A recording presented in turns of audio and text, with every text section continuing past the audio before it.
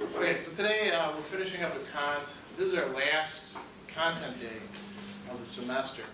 And so it's fitting that we end with this guy who kind of puts everything into a perspective, not necessarily perspective per se. Maybe Aristotle would have been better for that. But Kant certainly puts things in a very clear, maybe rigid perspective. We talked about this last class. I think some of you can identify with this. If for you duty is what is primary, duty is more important than happiness or virtue or pleasure or anything like that, then you are most likely either a Kantian or somebody in great sympathy with Kantianism or Deontology. We talked about the goodwill last time. Now we're going to look at sort of the nuts and bolts of Kant's ethical system. And he's interested in this idea of imperatives. In order to get to that, we've got to think a little bit about laws. So, and about human beings and about other kinds of beings. So the universe is governed by laws. That's what they teach you in some classes, right? In your natural science classes, perhaps even in your what we call human sciences or social sciences classes, they told you things along those lines. Or economics, and if you are studying business, you know, law of supply and demand. So what are laws? Laws are generalizations. They're supposed to cover everything. Let's think about a law that governs all physical objects. What's something that you can say about all physical objects? Gravity. Gravity. Okay, yeah, I figured that one would come up. So gravity is going to affect this. It's going to affect this. It's going to affect this. All equally, right? Same effects. If I fall out of a window, I'm like a set of keys in that respect. If you fall out of a window, we're all going to fall. We're all going to be attracted to the greater mass of the center of the earth. No exceptions for human beings. Because we are physical objects in the world, among other things. If I drop my iPhone, which I'm not going to do, because I'm not going to tempt fate, even though I have one of the strongest cases available for it because I'm clumsy. If I drop that, it should fall as well. Laws allow us to predict what's going to happen. They allow us to get our head around what's going to happen. There's other laws governing, say, behavior. And what are some generalizations you can make about animals? Before we go to human beings, what are some generalizations you can make about animals? Maybe they don't have to be completely true in every case, but most often true. Yeah? They all hunt for food. Yeah, okay. They all hunt? Let's say they all get food in some way. And that's true of all animals, except for dead animals, right? They're no longer looking for food. But while they were living, yeah, every single thing that's living has to have a source of food. That's part of what it means to be living. Now let's step it up a little bit more. Are there any generalizations you can make about human beings that maybe aren't true in every single case, but are generally true? Think about your majors. What have you been studying? What has it taught you about human beings? Those of you who are in, say, business or social sciences or education or things like that. What have you learned about human beings in general?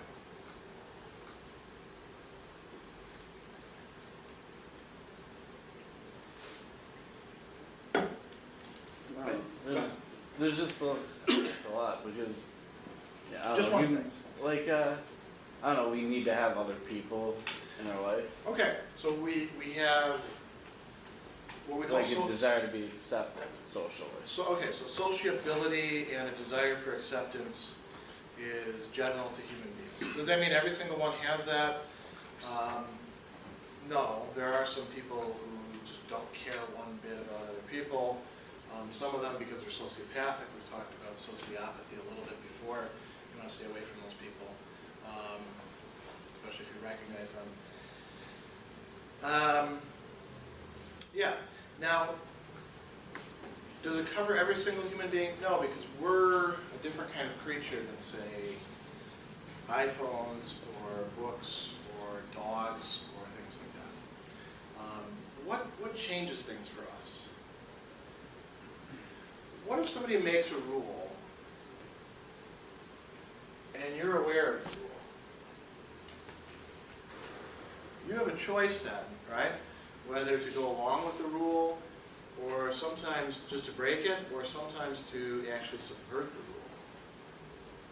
You're different than other things in the universe. Because you're rational. We've talked about this before, right? That capacity for reason means that you can do something that the iPhone can't. The iPhone is a tool. It's like a servant or a slave. It does what I tell it to do. Sometimes it frustrates me because it takes too long to do things, or it wants to update its software at inconvenient times.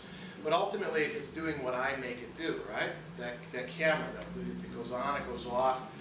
Last class it went off too early, but that's because I didn't charge it enough. Provided I do the things that I'm supposed to do, it will do its job.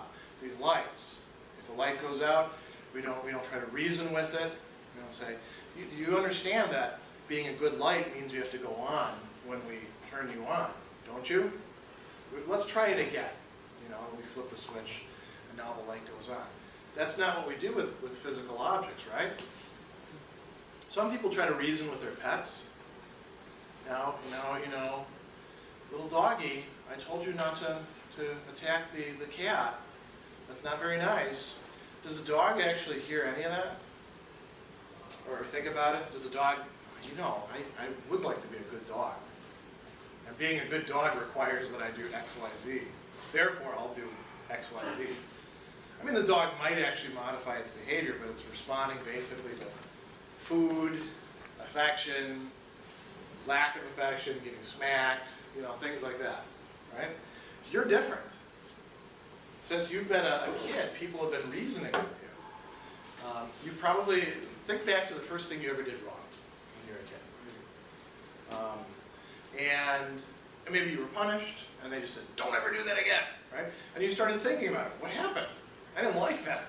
I better not do that again. Or maybe they tried to reason with you and say, you shouldn't do this because that hurts people, and you don't want to hurt people, do you? And no, I don't want to hurt people. And then what's going on there is you're actually a reasoning being. You're a rational being. You can change your own will. And a dog can't. A dog can't step back and say, I want to be a different kind of dog. It could be that maybe chimps can do that. We don't know. Because the culture that chimps have, for the most part, is what we've given them. The chimps that can do sign language, that's because we taught them to do sign language. Human beings, even a fairly unintelligent human baby is smarter than a chimp baby. And it's going to develop way beyond what a chimp is going to do. Because it's going to think about its own life, and it's going to think about what it ought to do, because that's part of what it is to be human. And it's going to discuss this with other people. And it's going to change its will over time. How do you then decide what you're going to do? Well, one way to think about this is in terms of giving yourself commands or rules. You don't often, I suppose, think of it this way. You don't think to yourself, hey, the action that I'm doing right here is a kind of action that fits a kind of class of action. You often just engage, I need to do this now I need to do this. Think about how you got here, right? How many of you drove? So about 60% of the class. Think about all the different actions that were required to get you here. You had to go out, start the car, maybe you let it run for a while, maybe you didn't, I don't know, it depends on how rushed you were. You had to do all those complex movements that get your car here, you had to steer at the right time. All of those were sort of rule-governed movements, choices that you made. If anybody else wanted to do the same thing, they would have to do the same movements, right? Or can they just do anything they like? When you're driving a car, can you do anything you like? What happens then? Get in an accident. Crash the car, right? I mean, there's a lot of ways to go wrong with a car. Now think about the rest of the actions you do. You can think of each one of those actions that you do as not just what you yourself do, but what somebody else in that situation, if they want to accomplish the things that you do, want to do. And other people can share your motives, and you can talk about those motives. You can recognize yourself in these philosophies that we've been studying. You can recognize other people in them too, because we're not totally unique, and we can share these things and compare with each other. That's also part of what it is to be human, to be able to do that. You know, that expression, no man is an island, it's actually more like, you know, every single person is kind of like a big interconnected set of roads leading to everybody else, because we're so comparable. Now, one way, like I said, we can understand this is in terms of what we call imperatives, or Kant calls imperatives. And an imperative, think of it as a command or a rule. So if I say, okay, everybody stand up and spin around and then sit back down, that's telling you what to do, right? That's an imperative. If I say, on Thursday, you will take the student evaluations, so bring a number 2 pencil if you can. That's giving you a rule, right? You should, even if I say something like, in every case where you have to take a student evaluation, you should have a number 2 pencil. I'm not expressing it in the imperative mood, but I'm expressing it as a sort of command or rule for you, right? If I say, don't kill anybody, that's also a command, isn't it? That's a rule. If I say, if somebody messes with you, hurt them so badly that they will never mess with you again, that's also a command, isn't it? If I give you a long, connected thing, if you're in a condition A and B happens and C happens, but D doesn't happen, then you should do E. That's also a command. That's also a rule, isn't it? It's a complicated rule, but it's a rule. So you can think of your actions in terms of the rules that they are following or not following.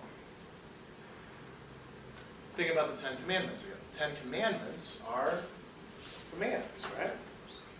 The rules that the natural law told you to do. Do good and avoid evil. That's a command. You should pursue happiness.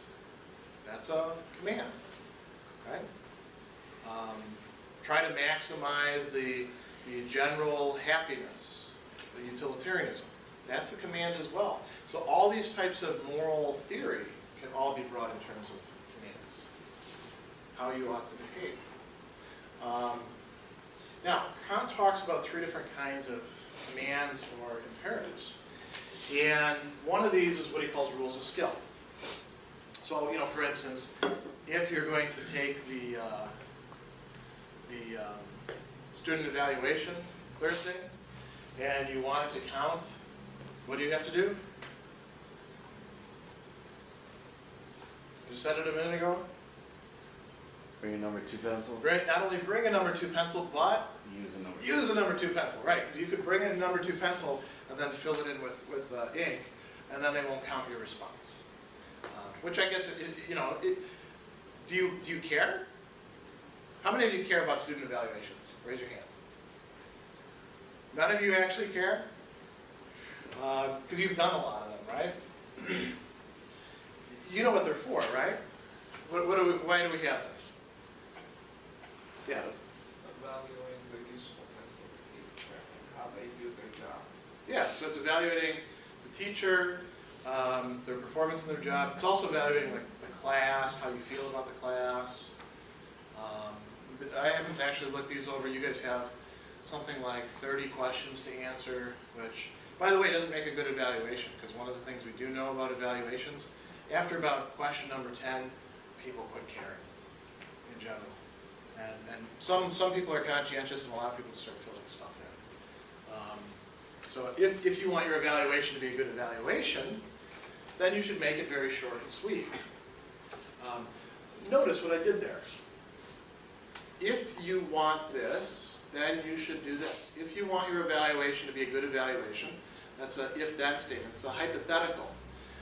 Then you should make it in this way. Maybe you don't care. maybe the reason for giving evaluations is to make these students jump through hoops, or to check off some stuff on boxes, so it looks like we're doing really thorough evaluations. If that's the case, then maybe you should make them as like 100 questions.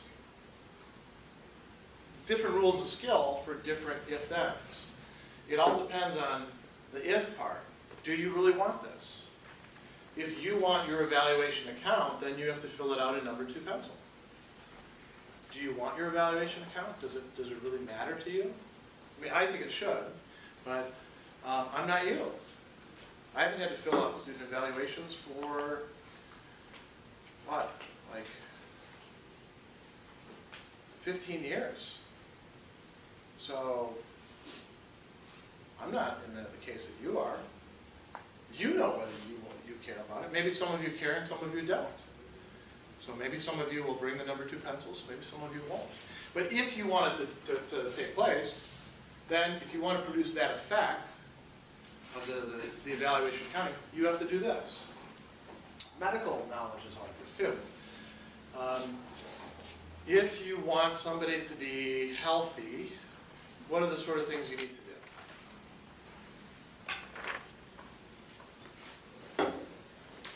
You guys all remember health class. Or let me put it to you this way. What are some things you shouldn't do if you want to be healthy? Yeah? I think like eliminate junk food. Yeah, don't eat junk food every single day. Have you all seen Super Size Me? You saw that guy's progression? That kind of shows you, don't eat McDonald's every day. But I suspect if you lived just on Doritos, it probably wouldn't be any better, would it? Doritos and Mountain Dew, with the occasional Taco Bell. If you want to be healthy, then don't do that. Well, maybe some people don't care if they're healthy or not. Maybe that's not a value for them. If it is a value, then that rule would apply. But if it isn't, then no big deal. If you're a diabetic, what do you have to take? Insulin. If you want to live, right. But a diabetic who doesn't want to live anymore, maybe they don't have to take insulin anymore. Right? A rule of skill depends completely on whether you do in fact have that motivation. Now think back to what Kant said about our motivations for things. Each one of you has your own set of motivations, your inclinations and desires. Do you all have exactly the same ones? Well, think about what you're majoring in, right? That ties in with your inclinations and desires. Do you all have the same majors? No. No. So you know right off the bat that, let's just take classes for example. So you're a business major, right? Business finance, was it? Yeah, it's fine. Business finance, okay. So what's the upper level class that you had to take? Financial management. Financial management. How many of the rest of you took financial management? But you're a business major too, right?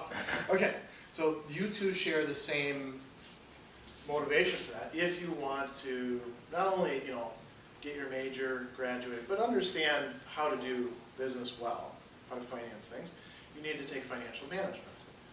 The rest of you didn't take it because that doesn't fit into your pattern of desires and inclinations, does it? You took other classes that maybe Mr. Wilby and Mr. George didn't take, right? Rules of skill, they can provide us guidelines, but it's always dependent on whether you actually want this or that. Let's move on to counsels of prudence. Kant does say there's something that all of you do want. There is a common motivation that you have. It's the same one that Aristotle thought you have. What is it? Pleasure. Going beyond pleasure to happiness, very good. And Kant defined happiness as the satisfaction of all your desires and inclinations.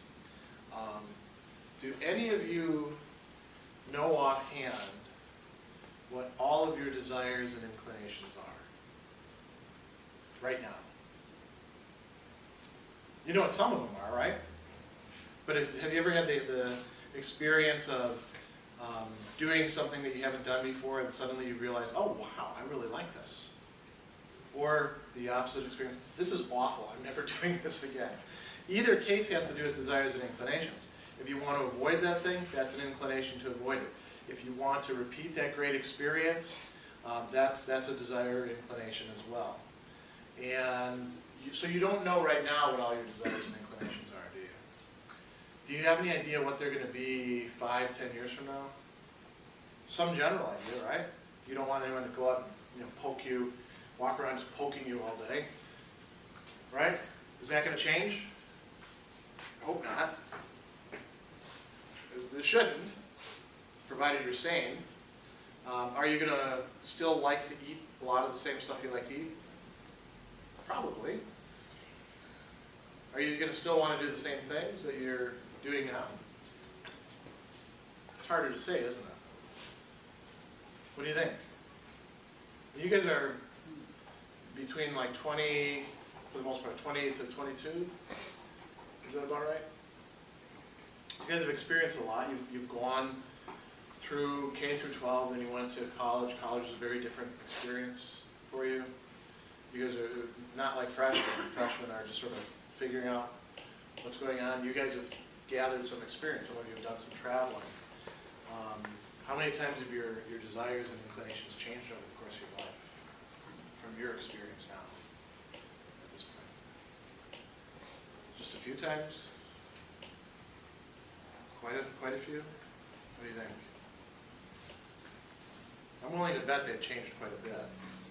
There may be some things that will stick with you forever, but you don't actually know which ones are which. I mean, at your age, I thought that I would still enjoy, I used to work out 3 hours a day. A lot of it doing endurance lifting and martial arts and stuff like that. Do I look like somebody who works out 3 hours a day? What do you think? No? Maybe I just quit last week? Yes? No? No. My desires and inclinations changed. I actually started getting bored with exercise. That's part of why I don't do as much as I should. It just got really dull for me. My desires and inclinations changed to sitting around doing philosophy, reading books, writing, talking with people, that sort of thing. So you do have this common motivation of happiness, but you don't know exactly what's going to make you happy. The best thing that you can have then is still hypothetical stuff. If this is what makes you happy, and in general these sort of things make people happy, like say, how many of you want to not necessarily be stinking rich, like totally wealthy, but independent, financially independent? Not all of you? I mean, it's a good thing. There's no shame in saying that you want to be financially independent. As a matter of fact, it's a good thing, because then you're not a burden on anybody else, right? Provided you didn't make your money by killing people or stealing or anything like that. That is something you can count on, but Kant says that's merely empirical. That's merely something that we learn from experience. So we could say, well, if you want to be happy, then you should, here's a counsel of prudence. It would be prudent for you to find ways of becoming financially independent. Is that going to look the same way for each one of you? No. Probably not. As a matter of fact, some of you are probably going to be at an advantage in that I can say just right now, knowing your majors, not actually knowing your characters. So that's going to be an advantage. But Mr. Wilby is going to have a considerable advantage over many of you, because business finance, that's a pretty good way to go to generate wealth. Pre-med, that's a pretty good way to go as well, if you want to be financially independent. Philosophy professor, not such a great way for financial independence. And I'm not trying to dissuade anybody from philosophy, but I just want to, again, we can give counsels of prudence. If you want to be wealthy, there are certain things that you ought to shoot for. If you want to be healthy, is health an important part of your happiness? Yeah.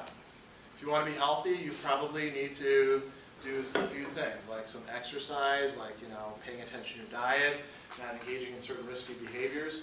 Those are just counsels of prudence, though. Those are still hypothetical. They're not categorical. And nobody's saying those are bad things. They're just not yet good things. They're not yet what we want to focus on in ethics classes. Commands of morality, for Kant, they have to be absolute. They have to apply to everybody. There can't be any, well, if you want this, then you ought to do this. If you want to be happy, then you ought to do this. They have to be, you should do this, and that's it. No ifs, ands, or buts. So how do we figure out those sorts of things? Kant talks about what he calls a categorical imperative. And there are 3 formulations.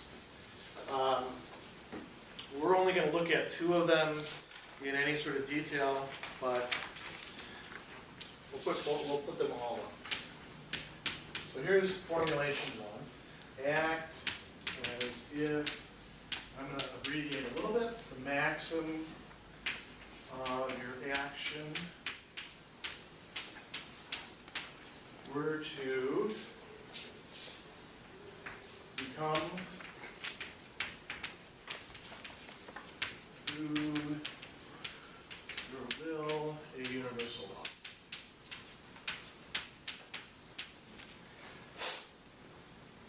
Second one, act so as to treat humanity. This is an important part. In yourself and others.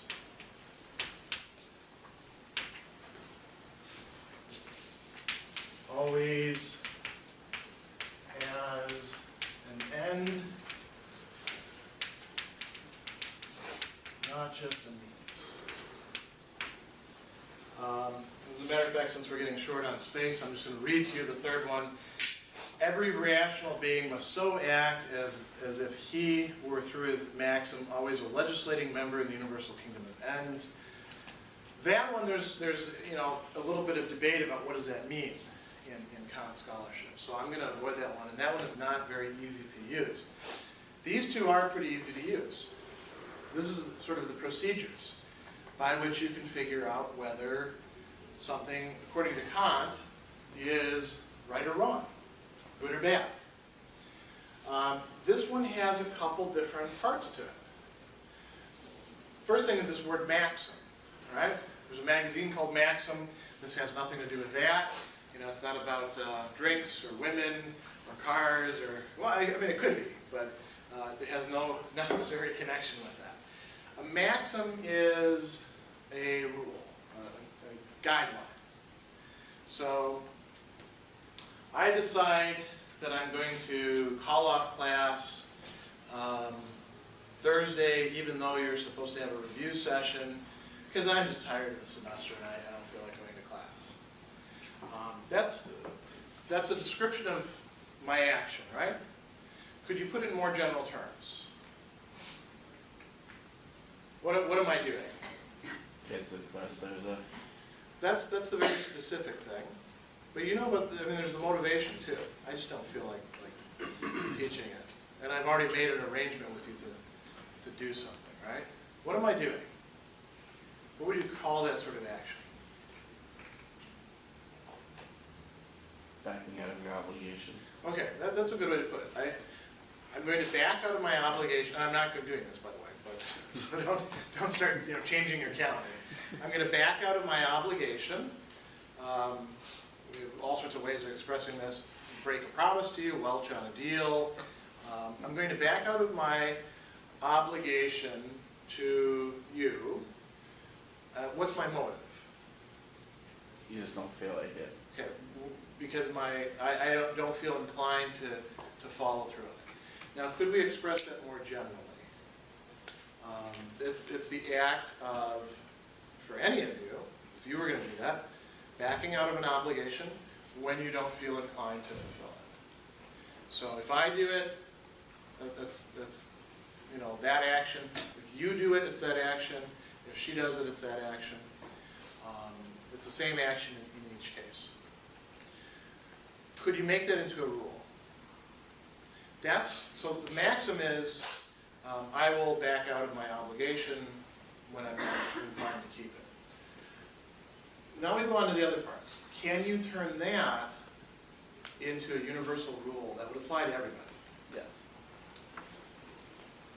You can say it, but would that make sense? And this is where we get to the first, how do you apply the first categorical imperative? Can we make it into a general rule that whenever somebody has an obligation that they don't particularly feel inclined to keep, they will back out of it? Imagine what the universe would be like. So do a sort of thought experiment with yourself. Imagine a world in which everybody, whenever they feel like it, back out of obligations that they've made. Now don't think so much about the consequences. This is kind of a problem with Kant. I mean, if we were Mill, we'd think about the consequences. What would happen? What would it be like if we had a society, let's just think about consequences for a moment. What would it be like if we had a society where anytime somebody felt like breaking a promise or obligation that they made to somebody, they'd just do it? Yeah.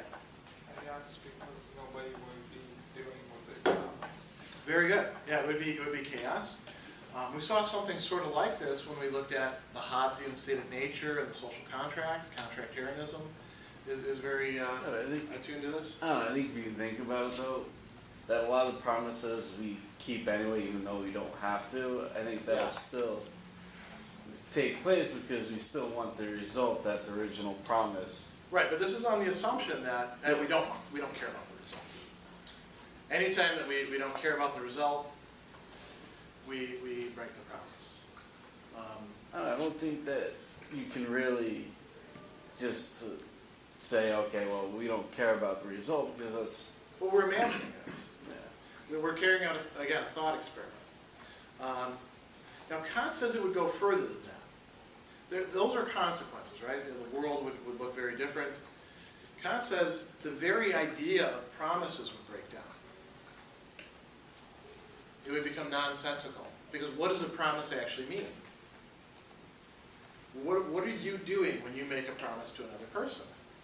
You are saying to them, I'm going to do this regardless about how I feel about it, right? That's what it means to make a promise to somebody. That's why it's different than just saying, you know, so long as it pleases me, I'll help you out, or I'll do what I said.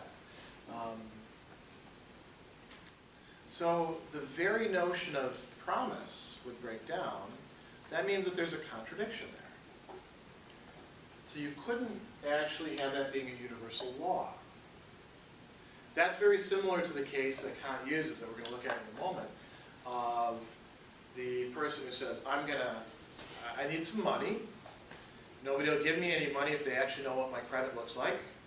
And you know, so I'm going to get a loan from somebody, and there's no way I can possibly repay it, but I need this loan, so I'm going to promise falsely to them that I will repay their loan so I can get what I need. Kant says, can you will that to be a universal law? Can you will that everybody in that sort of situation should behave the same way? And he says, no, because then the very notion of promising breaks down. It becomes incoherent. Because what is it to make a promise? It's to say you're going to do what you said you're going to do. It's sort of like lying. Can you will that everybody should, whenever they feel like it, lie? No, because then lying and truth become so confused that distinction breaks down. So that's a big problem. That shows you there's certain things that you can't will to be universal laws. And if you can't will them to be universal laws, that means that really you have a strict duty not to do those things. So Kant says you have a strict duty not to lie, not to make false promises, not to misrepresent things. And that's a strict duty who you have to who? To other people, right? Could you have any strict duties to yourself, do you think? Kant talks about one. Let's say that your life gets so bad that you want to kill yourself. Right? So, what sort of scenario should we make? You know, you're involved with somebody, you're engaged to be married, you find out that they're cheating on you with, we'll make it even worse, with not just one of your best friends, but all of your best friends. And they also emptied your bank account, because you know, you were dumb enough to set up a joint checking account with them, and it's all gone. As a matter of fact, they left you in debt. And the biopsy results are back and you got cancer. And everybody in your family dies. What else should we add to this? Like Job in the biblical narrative, you get boils. This is pretty bad, right? A lot of people would want to kill themselves under that sort of circumstance. Now Kant says you actually have a strict duty not to kill yourself. Why? Well, let's think about what the maxim would be, and then we'll see if we can will it to be a universal law. Why does a person want to kill themselves? What's their motivation? What's their train of reasoning? I will kill myself because it's a sunny day? No. I will kill myself when what? Probably feel like they don't have anything to live for. Okay, very good. When I feel like I have nothing left to live for, when life has become intolerable, people would say. People sometimes use the phrase a life that does not have a quality of life, or a life not worth living. Although they tend to avoid that one because the Nazis used that one. They called it werthlose Leben, a life not worthy of life. So the maxim is, whenever my life becomes intolerable, valueless, then I will take my life. I will end my life. Can you will that to be a universal law? Let's think first about the consequences. Imagine how many people would kill themselves in cases like that. Probably a lot, right? Everybody goes through some period where, and oftentimes it's periods of growth, and think, this is awful. I can't take this another day. This is horrible. So that wouldn't be good. There would be a lot of people killing themselves. What else, though? Let's go beyond just the consequences. Well, I mean, if you... Well, hang on, one second. We're gonna do this, go beyond it, because we want to do what Kant does. He's not actually concerned with the consequences. Mill would be, Aristotle would be. Kant says, does even the concept make sense? That you use the very life, the inclination to life that you have, to a life that you feel would be worth living, to measure your life as being not worth it, and then end it. You're using the very thing by which you're destroying that very thing. That Kant thinks that's contradictory. So he would say it's your duty to preserve your life, even if you don't want to. I mean, most of us preserve our life all the time anyway, because we do want to, out of inclination, right? We have a natural tendency to want to stay alive. But even if things get so bad that you don't want to, Kant would say you have a strict duty to yourself not to kill yourself. What were you going to say, Mr. I forgot. Oh, sorry. It's okay. Let's think about what we call meritorious duties now. You can have those to yourself, you can have those to other people as well. And there it's not so much whether something could be a universal law, as whether you can will it to be a universal law. So let's think about the one to the self first. Kant talks about this existence where you don't do what he calls developing your talents and faculties. So something very different than what you're currently engaged in here. Imagine being on Easy Street and never doing anything. There are some people who live like that, right? And in this society, you actually don't need that much money, provided your wants are relatively little, to live in complete idleness, you know? You could just, I mean, what are the sort of things that you would do given the chance, let's say you didn't have to work for a living at all, what would you be tempted to do that would not make you in any way a better person or develop your mental faculties or anything like that? Play golf and video games all day. Play golf and video games, okay. Golf actually, you know, golf is at least walking around and, you know, thinking about things. Video games, yeah, I mean, there was this old joke about you know, it's too bad that there aren't any advertisements for, you know, need somebody with great thumb strength and the ability to level out quickly. Because there aren't, you know, we don't need that. But it is very entertaining, right? Well, what else do people do? Yeah. You can sit around and drink all day. Okay? And, you know, you can explore that. You know, try out new recipes and you know, learn how to make cool cocktails, but you're not really developing yourself as a person that way. I mean, you can actually go far with it academically. I know a guy who is I think they call it a mixologist. He knows exactly why each drink should taste the way it does. But that's developing your mental faculties, isn't it? That's not just sitting there and, you know, opening the Bloody Mary mix and pouring it in with the vodka and stirring it up.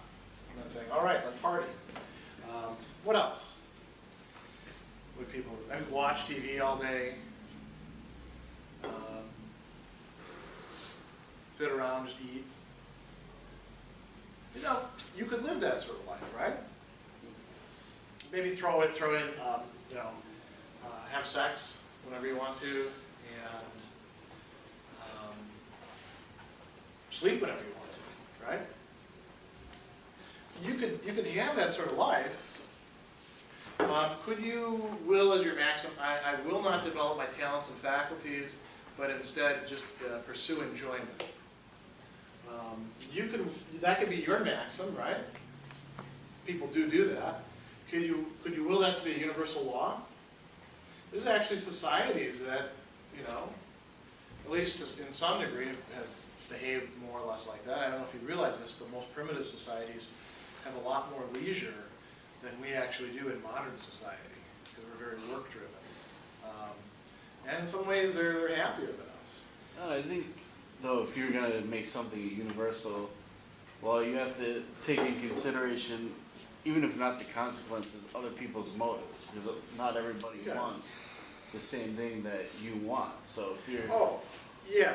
Kant doesn't talk about that so much.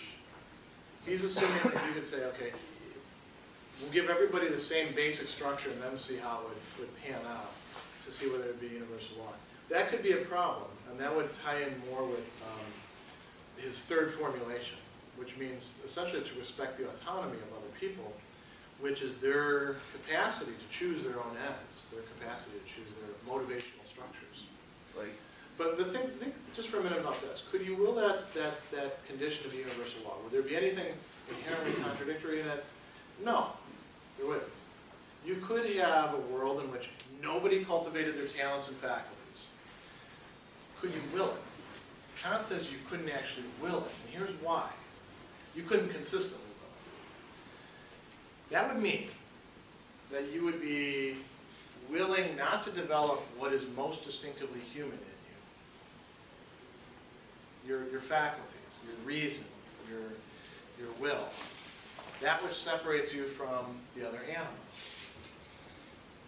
Remember, Aristotle said something like this, right? The life just pursuing pleasure is kind of an animalistic life. It remains at a certain level. It's not really worthy of human beings. What makes us have our dignity is that we can go beyond that. Even in the ways that we do play and enjoy ourselves, we go beyond that. We impose all sorts of rules and restrictions, and we raise ourselves to higher levels. Think about sports, for example. You know, I mean, monkeys play sports. They run after each other and they throw things at each other. But is that golf or football or basketball? I mean, if you want to actually be good at a sport, the athletes in the class can tell you this, you have to put in a lot of hours, a lot of oftentimes dull hours, right? Doing things that you don't really feel like doing that day. Why? To attain a certain level of achievement. That's developing your faculties. And doing that isn't just developing physical faculties, it also develops the mind. That's one reason why athletics are still here in colleges and universities. That's one of the justifications for having them, that they do develop the human mind to some degree as well. So you couldn't will that. What about meritorious duties to other people? Kant talks about benevolence. We've talked about this before. What's benevolence? It's doing good to other people. Do any of you contribute to charities or volunteer, things like that? I'm not going to ask because that would put people on the spot. But that's being benevolent, right? Or you take an interest, maybe you don't even do stuff like that, but you take an interest in one particular person, you're going to help them out.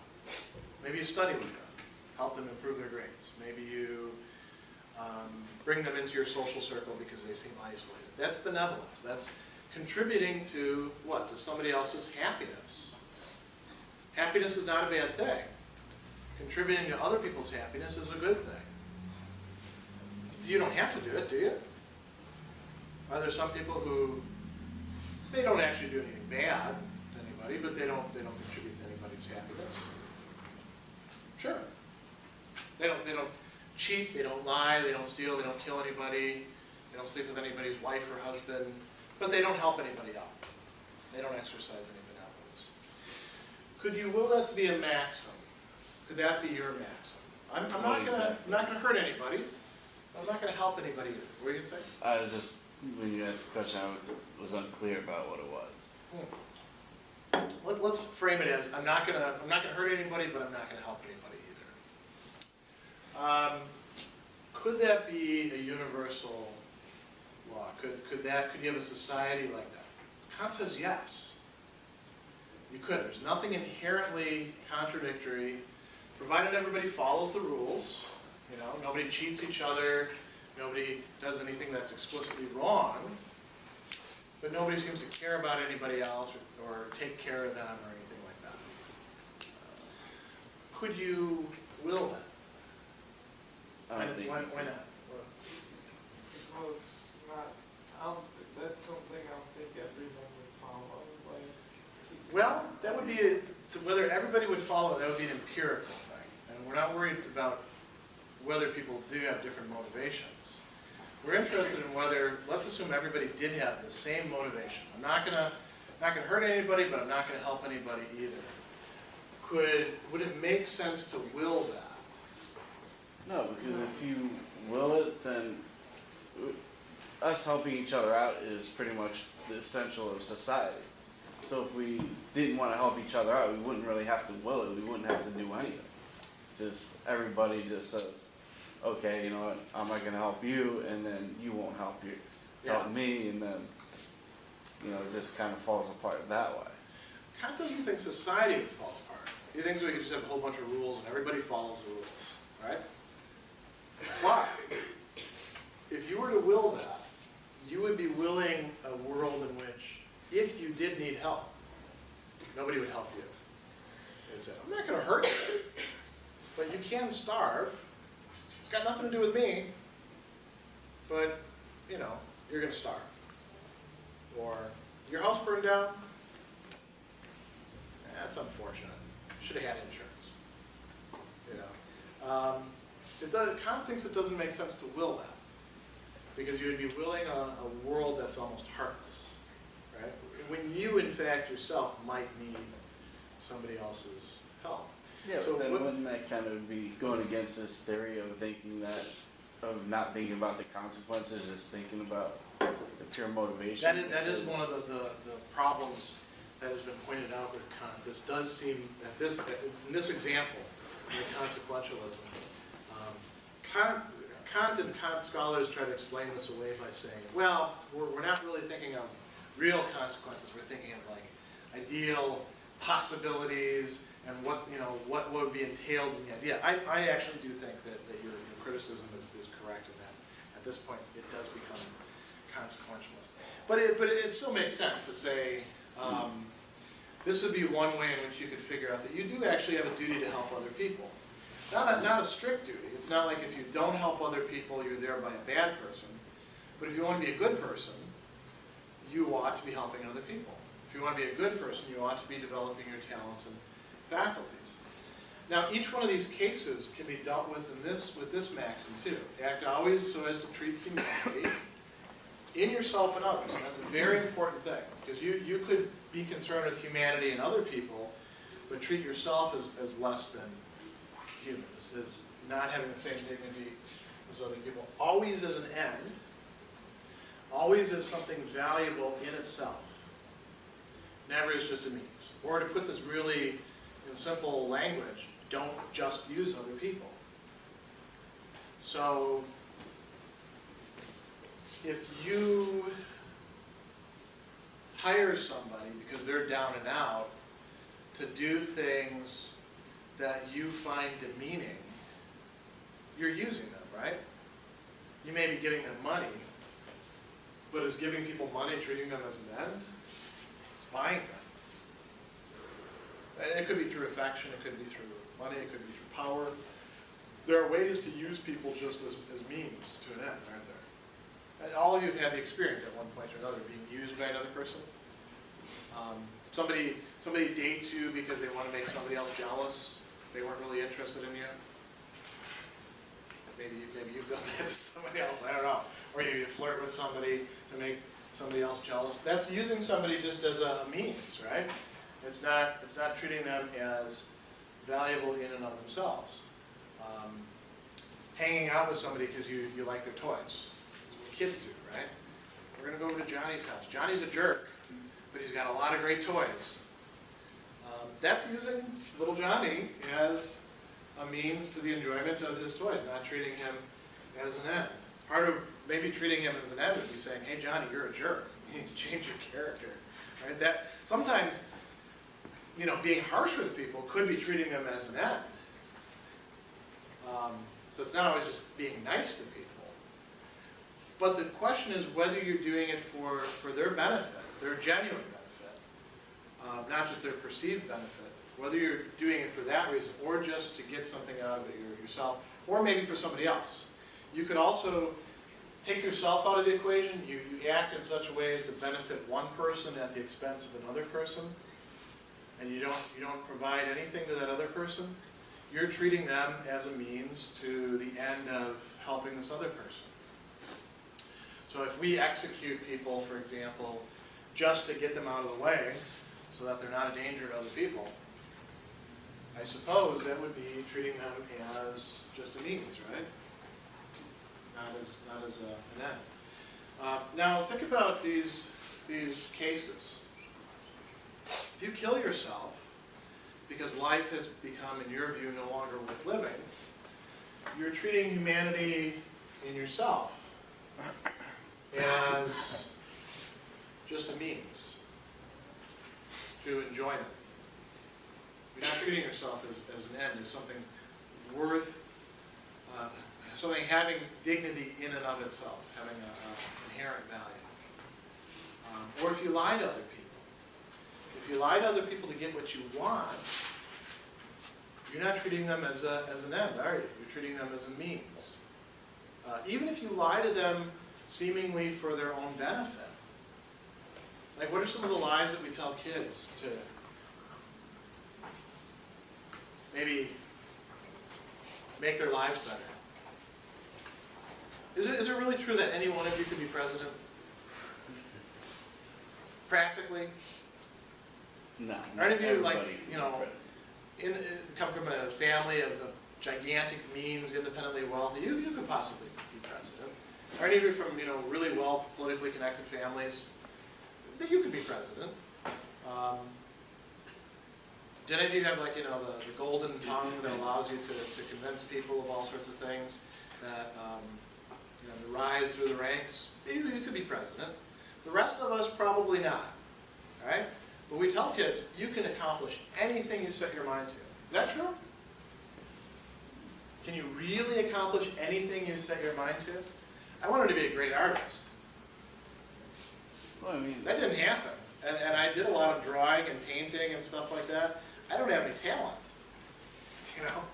You want to be a great artist, kind of need the talent as well as discipline, don't you? So, what were you going to say? I'd say the idea of anything's possible is not necessarily everybody can be present, because obviously there's going to be one present at the time. That's true, yeah. But You'd have to beat each other out. If you have an idea and you want to do something and you work hard enough at it, there's no reason that you can't do it.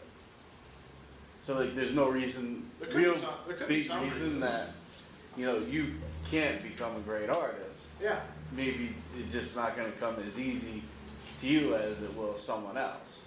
You oh might no, have I'm not going to become a great artist. 20 years, well, that's not something And I'm that you not going to really be an want. astronaut because I wear these. Even when when I was in shape, way back when. Well, I mean, now they have laser eye surgery, where you don't That's need true, yeah. glasses Yeah, anymore. my half brother had that.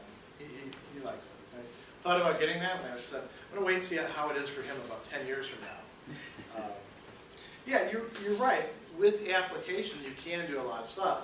And maybe if the intent is to try to motivate the kids and not to actually put this idea in their head that truly anything is possible, maybe then you could be treating them as an end. But if it's just this bare sort of thing that you see on, popping up on the television every so often, anybody can be anything. That's a lie. You can only be the things that you actually work really hard to get to, and then opportunities open up for. Well, I mean, if you put that as a universal rule that I won't lie and say anything's possible, and you say, well, all right, Johnny, it's really unlikely that you're going to own a business when you get older, or it's really unlikely that you're going to be an accountant. Yeah. Then that person just isn't really going to be motivated to do much, but they know they can do. And a child at the age of 6 doesn't really know Yeah. that they can do a whole lot. That's true. But you wouldn't actually say, well, you can't be an accountant, because you wouldn't know that one either. Right? You just leave it alone and say, let's find out what your aptitudes are, and we'll try to steer you in the right direction, and something a bit more realistic. Here's another one to think about in terms of means and ends. I use this one every time I teach this material. Do I treat you as a means? You as students, me as a professor. What do you think? Yeah. I think in some form, yeah, because you're trying to instill certain values within students. Okay. Yeah. That's not the answer I was expecting, but if I am trying to instill certain values, I could be treating you as a means. Let's put that one on hold for a minute, 'cause that's a good one. Yeah.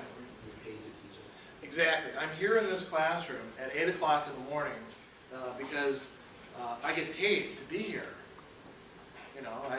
That's my profession. I enjoy doing it. I really like to bring out the best in students and to try to instill in them, not necessarily sort of indoctrinate them in certain ways of thinking, but to open those up for them and say, hey, look, you could look at this and see things this way. I get a lot out of that. But think about it this way. I'm getting money. I'm getting to do what it is that I like to do. And you've probably had some professors who just like to be up on stage and, be the professor, be the authority and stuff like that. That could be a motivation too. For each one of those, I would be treating you as a means, wouldn't I? If I'm only here because I'm getting paid, you're a means to an end. My checkbook. If I'm here because I really like, the opportunity to read philosophy and talk about philosophy with young, growing minds and all that, well, that one I could be treating you as an end, if I'm actually trying to cultivate you, right? But if it's mainly about me getting to do what I like to do, that's just treating you as a means. If it's just me being the big professor up on stage, getting to talk, and have a captive audience for an hour and 15 minutes twice a week, I'm clearly treating you just as a means then, right? How could I be treating you as an end in this activity? To that extent, you wouldn't be allowed to be paid. You couldn't enjoy being up there. You'd have to. Well, yeah. You'd Now, not now like it. notice the way we phrase this, though. Always as an end, not just as a means. So I could be treating you as a means, provided I'm also treating you as an end. If I'm treating you as an end, then it could be okay. But the issue is, does the means really matter if the end's there anyway? So let's say you're up there just teaching Yeah. because you get paid and you enjoy it, but the end is still there, you're just not conscious of it. If I'm not motivated by that end, then that's not an end for me. I mean, it could happen that I only show up because I get paid, and you guys end up getting so much benefit out of it because, you know, the stars align just right, and you all become these, you know, great moral people, intellectually hungry. You read Kant, Aristotle, Thomas Aquinas the rest of your life and derive a lot of benefit from it. But if I didn't intend that to be the case, Kant would say, I'm still, you know, the fact that that happened doesn't make me a good person for just having been in the right place at the right time. I have to actually, I have to intend that. I have to make that a deliberate part of my practice and motivation.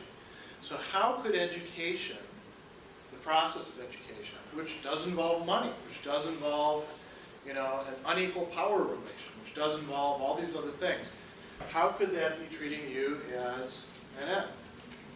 That's something worth thinking about. Do I treat you as an end?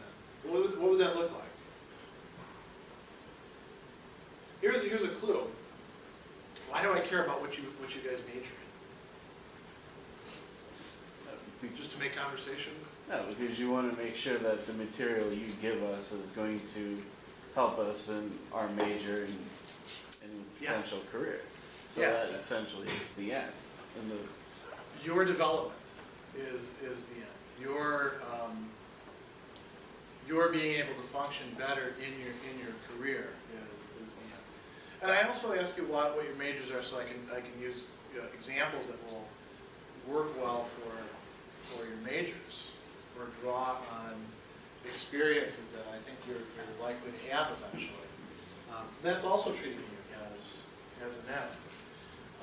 I do a lot of things in here that are treating you as a means. I make you do a lot of work and jump through a lot of hoops, don't I? Probably compared to some professors, probably make you do more. That could be just treating you as a means, except at the end is your development as a person. That's why we make you read stuff. That's why I throw handouts at you. That's why I give you different types of assignments. So that's a case where, and I'd like you to think about, if you ever try to make this work, think about cases like that before immediately going out and saying, everybody uses everybody. Kant showed me that any sort of action where somebody's getting treated as a means, bad action, can't do it. You've got to ask yourself, is the person also being treated as an end? That's sometimes a difficult determination to make, but you have to think about this. Yeah? How would you know when there's like, if a person is being treated as an end and a mean, where's the balance? Like, when does the positive outweigh the negative? Well, does the ends outweigh? it's more like this. If the person is being treated as an end, then it's okay for them to be treated as a means. The way this is formulated. He doesn't think of it in terms of a balance, like one is bad and one is good. More like, look, this is always good. So, you know, sometimes you do have to treat people as means. Kant, this will be an interesting one to end on. Kant actually thinks, he doesn't say this in what you've read. To go back to capital punishment, Kant actually thinks that capital punishment is justified. You would think that, based on this, he would say, no way, you can't do it, right? Because you're treating the person as a means to the end of safety of other people, or revenge, or something like that. Kant says you're actually treating the other person fully as a human being by executing them, because you're showing them that the law does in fact apply equally to everyone, which every rational agent should be okay with. it kind of seems that the end doesn't really matter. It's the intention of the end. And if you can kind of make the case that, okay, I'm treating this person as a means and this is the end I want. Yeah. And you know, you're kind of just manipulating the end, really. It's not really like saying, okay, this end is Manipulating the end. I'm not like, sure. like with killing people. You know, in one instance, you know, it's bad because if your intention is bad. Okay. But if your intention is good, like with the death penalty, then that ends okay because your intention is good. So, I mean, it's kind of contradictory saying that, okay, I can't kill myself, or I can't kill someone else who's doing bad things. Yeah, even the criminal, I guess, it wouldn't be, for Kant, it wouldn't be okay for the criminal to kill himself in his cell, even though that would like save the state money and you know, the trauma of an execution. But according to Kant again, the metaphysical elements of justice, the convicted criminal who's going to be executed should realize that that's what the law demands, and they are a law-abiding agent and all of that. So yeah, there are some peculiarities in the Kantian doctrine. But I think you guys see the general thrust of it, right? If you're a Kantian, duty takes precedence. The intention is really all that matters. These are the ways in which you figure out whether the intention is a good intention or not. So that's it for the semester.